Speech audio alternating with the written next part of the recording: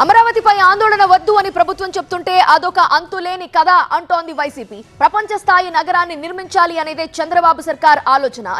అయితే గల్లీల్లో సమస్యలు పరిష్కరించకుండా ఢిల్లీకి మించిన నగరం అవసరమా అని వైసీపీ ప్రశ్నిస్తోంది.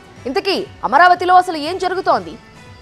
ఏపీ రాజధాని అమరావతిలో అభివృద్ధితో పాటు రైతుల సమస్యలపై ప్రభుత్వం ప్రత్యేక ఫోకస్ పెట్టింది. సిఆర్డీఏ కార్యాలయంలో త్రిసభ్య కమిటీ సమీక్ష జరిపింది. రాజధానిలో రైతుల సమస్యలపై ఎప్పటికప్పుడు చర్చిస్తున్నట్లు మంత్రి నారాయణ ప్రకటించారు. ఎంతో నమ్మకంతో రాజధాని కోసం రైతులు భూములిచ్చారు. వాళ్లలో ఏ ఒక్కరికి అన్యాయం జరగబోదన్నారు మంత్రి నారాయణ. ఈ రోజు రైతు సోదరులందరినీ కోరుకునేది ఒకటే, మీరందరూ ఆ రోజు కేవలం ఒక 2 నెలల 58 రోజుల్లో 34,000 ఎకరాలు ఇచ్చారు. ముఖ్యమంత్రి గారి మీద నమ్మకంతో వారు కూడా ఎప్పుడు రైతుల సమస్యలు లేకుండా చేయండి చెప్తున్నారు.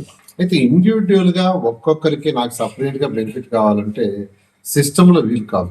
మీడియాతో చిట్చాట్ సందర్భంగా అమరావతి అంశంపై సీఎం చంద్రబాబు కీలక వ్యాఖ్యలు చేశారు. సిఆర్డీఏ అధికారుల మీద వస్తున్న ఆరోపణలపై విచారణ జరుపుతామన్నారు. రాజధాని రైతుల సమస్యలన్నీ 3-man కమిటీ చూసుకుంటుందన్నారు. రాజధాని మినహా మిగిలిన ప్రాంతాల్లో లేఅవుట్లకు త్వరలో అనుమతులిస్తామన్నారు. వచ్చే ఏడాదికి అమరావతి ఓ కొలిక్కి వస్తుందనే ధీమా వ్యక్తం చేశారు. ఏపీలోని 3 ప్రాంతాలు సమానంగా అభివృద్ధి చేస్తామన్నారు సీఎం చంద్రబాబు. అయితే రాజధాని విషయంలో ప్రభుత్వ తీరుపై వైసీపీ విమర్శలు చేస్తోంది. అమరావతి అంతులేని కథగా మారిందన్నారు మాజీ మంత్రి అంబటి రాంబాబు. ఇప్పుడున్న పరిస్థితుల్లో ఏపీకి ప్రపంచ స్థాయి రాజధాని అవసరమా అని ప్రశ్నించారాయన.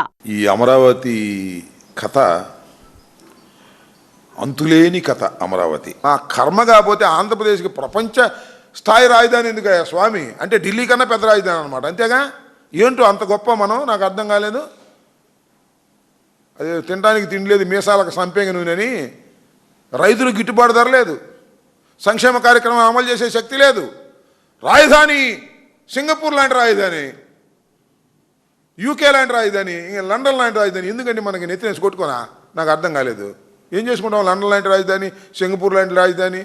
రాజధాని అభివృద్ధి విషయంలో గానీ స్థానిక సమస్యల గురించి గానీ ఎలాంటి ఆందోళన అవసరం లేదంటోంది ప్రభుత్వం. 2వ విడత భూసేకరణ కూడా చేపట్టి వేగంగా అభివృద్ధి చేస్తామంటోంది. మరోవైపు ఏపీలో అమరావతి క్వాంటమ్ మిషన్ కార్యక్రమానికి ప్రభుత్వం శ్రీకారం చుట్టింది. 50,000 మందికి క్వాంటమ్ టెక్నాలజీపై ట్రైనింగ్ ఇవ్వబోతోంది. దీనికోసం వైజర్, క్యూబిటెక్ సంస్థలతో ఒప్పందం కూడా కుదిరింది. 500 రూపాయలకే ఫౌండేషన్ కోర్సును అందిస్తారు. ప్రతిభ కనపరిచిన 3,000 మందికి ఫేజ్ 2 కోర్సు ఫ్రీగా నేర్పిస్తారు. డిసెంబర్ 8 నుంచి ఆన్లైన్లో దరఖాస్తులు చేసుకోవచ్చు.